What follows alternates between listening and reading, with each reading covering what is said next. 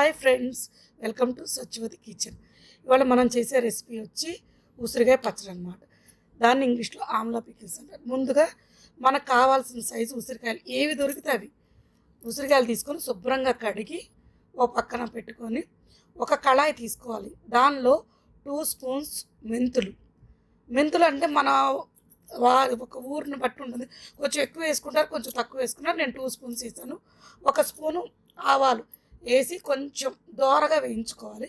వేయించుకున్న మిక్సీ జార్లోకి వేసుకొని మెత్తగా పొడి చేసుకోవాలి. మనం దీన్ని మిక్సీ జార్ పట్టుకోవాలి. అదే కళాయిలో మనం శనగ నూనె, చట్నీలకి ఎప్పుడు కూడా శనగ నూనె మంచి ఫ్లేవర్, టేస్ట్ బాగుంటుంది. ఈ శనగ నూనె తీసుకొని కొంచెం హీట్ అవగానే మనం శుభ్రంగా కడిగిన ఉసిరికాయని దానిలో వేసేసుకోవాలి. ఇది రాదని మాకు రాదా ఈ పచ్చడి అనుకోవచ్చు ఫ్రెండ్స్. రాని వాళ్ళు కూడా ఉంటారు ఫ్రెండ్స్. వాళ్ళ కోసం ఈ ఉసిరికాయలు మొత్తం వేసుకొని మనం ఇలా కూడా వేపుకోవచ్చు. కాకపోతే మూత పెడితే ఏంటంటే లోపల కూడా ముక్క చక్కగా మగ్గుతుంది. అందుకనే ఆవిరికి బాగా ఉడుకుతుందని మూత పెడుతుంది.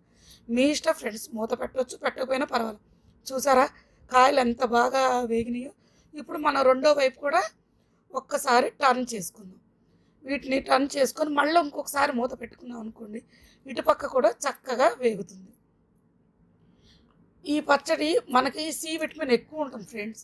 ఈ పచ్చడి షుగర్ పేషెంట్సే కాదు, అందరూ తిన్నా కూడా చాలా మంచిది, పిల్లలకు కూడా.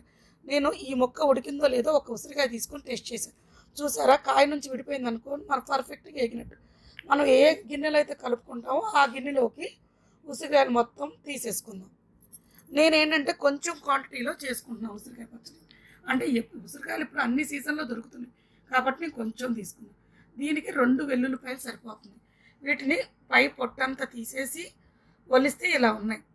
నేను ఇవన్నిట్లో కొన్ని వెల్లుల్లిపాయలు విడిగా పక్కకు తీసుకున్నాను. మిగిలిన వెల్లుల్లిపాయలు ఇందులో వేసేస్తాను.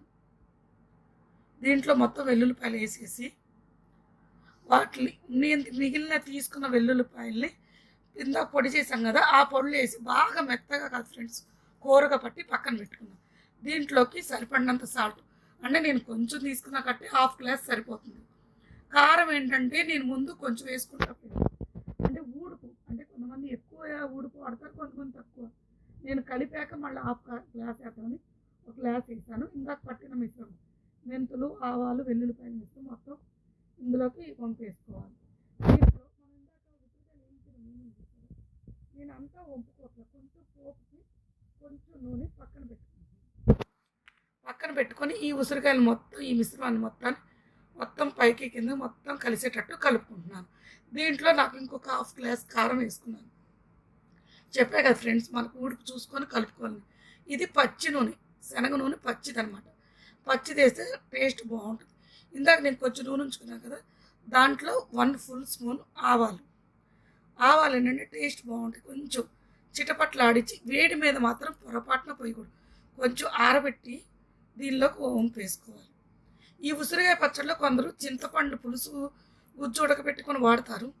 మాకు మాత్రం ఉసిరికాయకి నిమ్మకాయ అయితే కలర్ మారదు.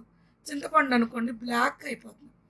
నిమ్మకాయలు మనకి ఒక్కొక్కరు పులుపు ఎక్కువ తింటారు, ఒక్కొక్కరు తక్కువ తింటారు. నాకైతే 2 నిమ్మకాయలు పట్టిన నేను తీసుకున్న క్వాంటిటీకి 2 నిమ్మకాయలు సరిపోయినాయి. ఈ 2 నిమ్మకాయలు మొత్తం ఇత్తులు రాకుండా మొత్తం పిండి వేసుకొని కలుపుకోండి. ఇంతే ఫ్రెండ్స్, ఉసిరికాయ గుమగుమలాడే ఉసిరికాయ పచ్చడి రెడీ. నా వీడియో కనుక మీకు నచ్చితే లైక్ చేసి, షేర్ చేసి, సబ్స్క్రైబ్ చేయండి. Thank you.